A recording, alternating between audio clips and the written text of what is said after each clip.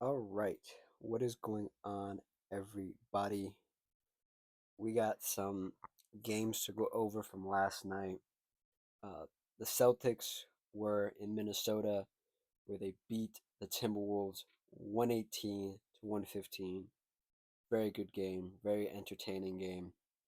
Um, and the late night game, you had the Sixers in San Francisco versus the Warriors, where the Warriors got the victory 139 to 105. I'm gonna go over both of these. It'll be a little bit of a shorter video, I think. Um, but if you like what I have to say, like the video, if you have your own comments, opinions, whatever, comment them down below. Um, and yeah, if you just like the vibes, consider subscribing. Great, be absolutely great. So first game, like I said, Boston versus Minnesota, really good game. Um, really good back and forth game. Um, I liked what the Timberwolves did against the Celtics, even though the Celtics shot a hell of a lot of threes. Um, let's go over some numbers here real quick. Anthony Edwards, 15, 6, and 4, 5 for 16 overall, 2 for 9 from 3, um, in 36 minutes. Julius Randle with 27 and 8. That's 8 rebounds, 5 for 7 from 3, 9 for 16 overall from field goal. And the only other person in pardon me. Never mind. Never mind. Never mind. I spoke too soon. The only other person with double digits in the starting lineup was Jaden McDaniels at 19. Nasri came off the bench, gave him 20, and Dante DiVincenzo gave him 12. Yeah, it was a very was a very close game at times. Um, the Celtics, as they normally do, shot a lot of threes, 57 to be exact. Only made 22 of them. They made some really big ones down the stretch. Um, the Timberwolves shot 39, made 21 of them. The Timberwolves shot way more free throws. They were at the line way more. Um, of course, the Celtics were without Jaylen Brown and Kristaps Porzingis and still got the win. Um, it was pretty evenly matched on the offensive and defensive rebounding side of things. The Timberwolves only had 9 more defensive rebounds than the uh, Celtics. And as I look a little bit deeper into this, Celtics were passing it way better. The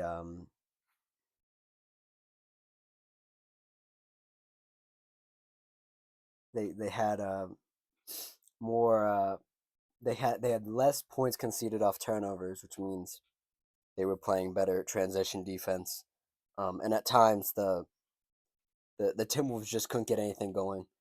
Um, once they got it past the half court line, the Celtics ran back, stopped whatever they were trying to do, and really disrupted what I think makes this Timberwolves team great, which is Julius Randle out in transition, making plays. Obviously, Anthony Edwards slashing to the basket and all that stuff. And meanwhile, the Celtics had 38 more points in the paint, and the the Timberwolves never led by double digits. The Celtics' biggest lead was 14. And speaking of the Celtics, um, Derek White had I don't want to say an out of body experience, but he hit some great shots, played some great defense. They were doubling Anthony Edwards almost the whole game. They just said have somebody else beat us, and nobody. They. I mean, the Timberwolves almost won, but I just think Ant was just not in a rhythm, and they just couldn't get him in a rhythm. So when they gave the ball to him at the end of the game to tie the game, he just didn't have it. If he had more touches, I think he would have made it because that was a go-ahead three. The Celtics let him have it. Back to Derek White though. Derek White with 26, 5 for 10 from 3, 10 for 20 overall from field goal. Um, Jason Tatum with 33, 9, and 8, 2 rebounds shy of a triple double, 1 assist shy of the triple double. Took 17 3 pointers. Damn, it didn't even feel like he took that many. Wow. 6 for 17 overall. No, 6 for 17 from three, 13 for 27 from field goal overall. Sam Hauser got the start, 15 points. Drew Holiday pitched in with 11, 8 assists. And yeah, they, they really didn't need much else. I mean, obviously, you don't want to lose a close game like this to a team that's sort of middle of the pack. But they pulled it out, and I think it was a good win for the Celtics. Going on this West Coast road trip is going to show a lot of what this Celtics team really is.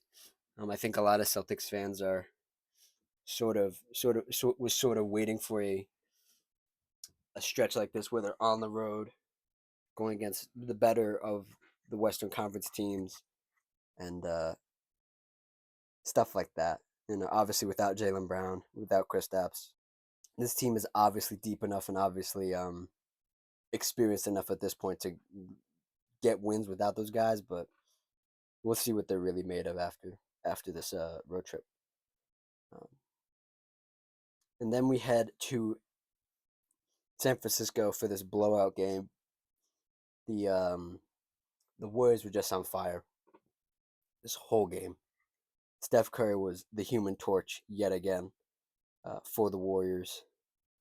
Um, to go along with that, Dennis Schroeder, 15. Andrew Wiggins, 15 and 7. Draymond Green, 15, 7 assists, 6 rebounds.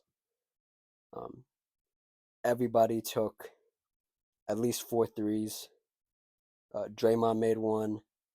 Andrew Wiggins made one. Steph Curry was 8 of 8 from 3. And Dennis Schroeder was 3 of 4 from 3.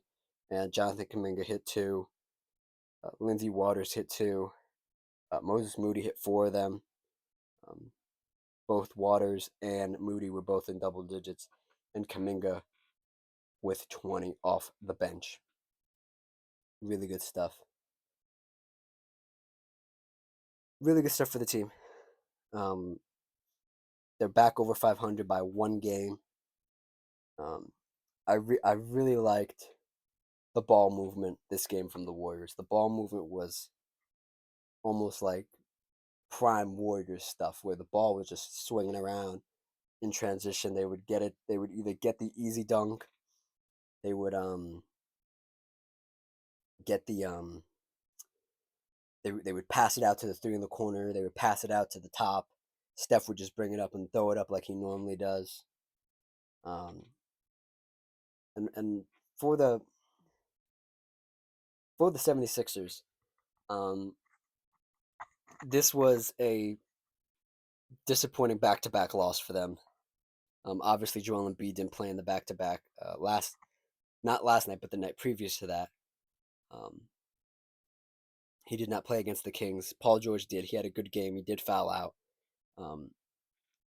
They had everybody this game. They had Maxey, they had Embiid, they had George, and they just couldn't get it done.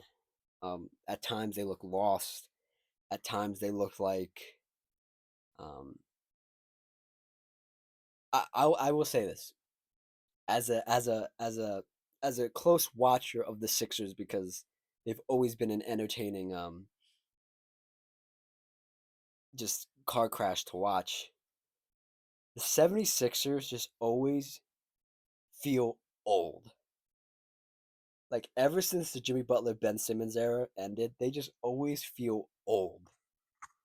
And like that's not to say like their roster isn't old at this point, because you have Paul George, you have Kyle Lowry, who everybody last realized just last night that he's absolutely washed. He's been washed since the last year in Miami. I don't know what they thought acquiring him. It was a good story because he went to college in Philadelphia, in the Philadelphia area at Villanova. Good story for him to come back, but like Paul George, Kyle Lowry, Reggie Jackson, Eric Gordon, um, and even the young guys, they don't play at a fast pace. Like Caleb Martin and Tyrese Maxey play at a faster pace, but Gershon Yabusele isn't the fastest guy out there. Bona isn't the fastest guy out there. Um, and you have guys like Ricky Council and Downton who don't really get PT normally. They just got PT because it was a blowout game. But I should say that Ricky Council gets some burn. He gets some burn, but he played 27 minutes this game. Like he's never. I don't. I think that's the most minutes he's played. Um, but this team just always feels old and slow, and Joel Embiid is the embodiment of that. I was watching this game, and I was like, Joel is not moving right. And they were talking about it on the broadcast, and Reggie Miller brought up, "Oh, he's just not in shape." I think he's probably not in shape. Let's be honest here. But when has Joel Embiid ever been in shape? You know what I mean? Like it's just so hard for him to keep the weight off at his size, and when he continuously is injured. As you can even see in the picture I have up, um, while I'm talking here, he has the full freaking knee brace on. This man is not healthy, and the multiple injuries have robbed him of his athleticism and his power and his jump and his all this stuff that made Joel Embiid really really good and what made him an MVP. Even though I don't think he was in the best shape when he was the MVP, nevertheless, when he was the MVP, when he was uh, doing battle with Jokic for being the best big in the league, which I think Jokic has just run away with at this point. Um, the injuries have just robbed Joel Embiid of any semblance of looking like an MVP caliber player. And granted, tonight or last night he had 28, 14 rebounds. He was 1 to 3 from three. He was 8 for 19 in 31 minutes. Like it's just I don't want to say it's disappointing, but this is just what Joel Embiid is now. You know, and he's gonna have a good game. We're only what a couple dozen games into the season. You know, he's gonna have a 30-point game. He's gonna have a 50-point game. Is it gonna be against like the Blazers or the the Jazz or like the Pistons? Probably gonna be against a worse competition team. But I think the injuries just have just robbed him and robbed the fans of experiencing Joel Embiid at his peak. You know, and I don't even know how I think Joel Embiid's what early 30s, something like that. He's playing like he's 40, and not a good 40. Um, Nevertheless, let's move on to these other numbers. I just wanted to talk about that real quick because that's what he just looked so bad. Even though he had 28, it was an ugly 28. Tyrese Maxey with 14 and 6. Paul George with 19. Caleb Martin 22 minutes, 2 points. Um, Kyle Lowry 2 points. Gershon Yabusele off the bench 31 minutes, 13.6 rebounds. And Ricky Council had 12. And nobody else had above 5 points. Oh, pardon me. Down had 6. Big deal. Um, I don't want to talk about Paul George, but we will talk about Paul George because last night, or not, I keep saying last night, the game before last night in Sacramento, he had 30. He fouled out. Looked somewhat more similar to what he looked like at the beginning of his Clippers tenure and what he looked like in OKC a little bit. Tonight he had 19. He was 7 for 12, 3 for 6. he I feel like Paul George is just turning into another guy. And this is why the Clippers didn't want to pay him for 4 years, $100+ million.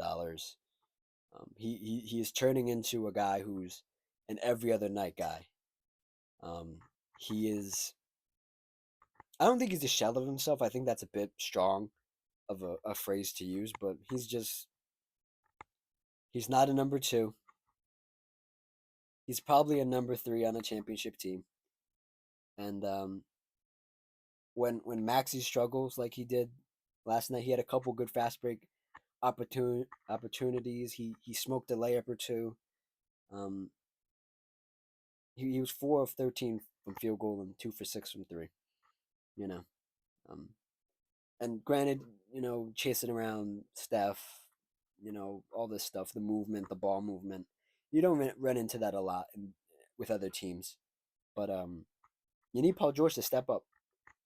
I get you lost by a huge margin, but you can't have 19 points, Paul. You need more. You need at least you need to at least match Joel Embiid's 28. You know what I mean? Like it's a little embarrassing, but I think this is what the Sixers season is going to be. They're going to be really high highs for them. They're going to go on a stretch where they win a couple games where the big three plays together and they look good, and then they're going to have these games where they just look really really bad. Um, and I think that goes for both of these teams, the Warriors and the 76ers, where they're going to be really high highs. The Warriors really high at at this time of recording was at the beginning of the season. They might go on another really good run, but they're going to be really good wins and really good losses. Um, and both teams, I think the Sixers are in a somewhat worse situation than the Warriors because the Warriors know what they want to do. They want to win a championship, right? The Sixers just need to get people healthy. These guys need to play more together, and you need more consistency from these guys on the bench. And um, do you make a trade in the off season for somebody? Not the off season, pardon me. The trade deadline. Near the trade deadline. I here's the thing: you've painted yourself into such a bad circle. And granted, their GM Daryl Morey, very known for trade, very known for making moves, improving their team, improving teams that he's been on. Um, they've just painted themselves into a circle, into like a box almost, because like Kyle Lowry is untradeable. Like you're not getting anything for him. You might get something for Yabusele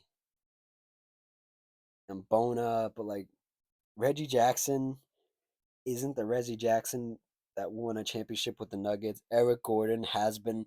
I don't know why Eric Gordon keeps getting chances. Eric Gordon's washed too. Put him in the Kyle Lowry category. Eric Gordon, pardon me, is just so washed. I don't know why he keeps getting a chance. I think because he's a Daryl Morey guy from the Houston era, and he was just like, I'm gonna look out for my buddy here. Here, have a contract, Eric. You know, he's washed. Um, do- is there a better fit than Caleb Martin? I don't know. I mean, if you want somebody who's gonna give you more than 2 points in 22 minutes, then yeah, there might be somebody out there. But man, I don't know how you improve this team. Um, Let me go to some team stats here, and then we'll get out of here. But yeah, the 76ers stunk it up. 29% from three. Um, let's see what else we got here. Uh, 36 points in the paint compared to the Warriors 54. Um, and they never led. They never led in this game, not once. Um, yeah, uh, I'm not overreacting to this game. Like I said, it's going to be full of highs and full of lows for both of these teams, but the Sixers are in a really bad spot, and I it's gonna come down to whether they can split enough of these games and win enough games. Like you're gonna look back on that Sacramento game the other night, and and say, oh, we just needed three more wins to be the whatever, to be out of the play it. You go look at that game and be like, that's one right there that we should have had. And you just kind of gave it up at the end. Um, and we'll see what happens with this team. This team has always just been so interesting to me because Joel Embiid is such a polarizing player for from in the beginning of his career to when he was ascending to an MVP to when he was the MVP and a post MVP. He's just interesting, and Paul George has just always been a mess wherever he's been.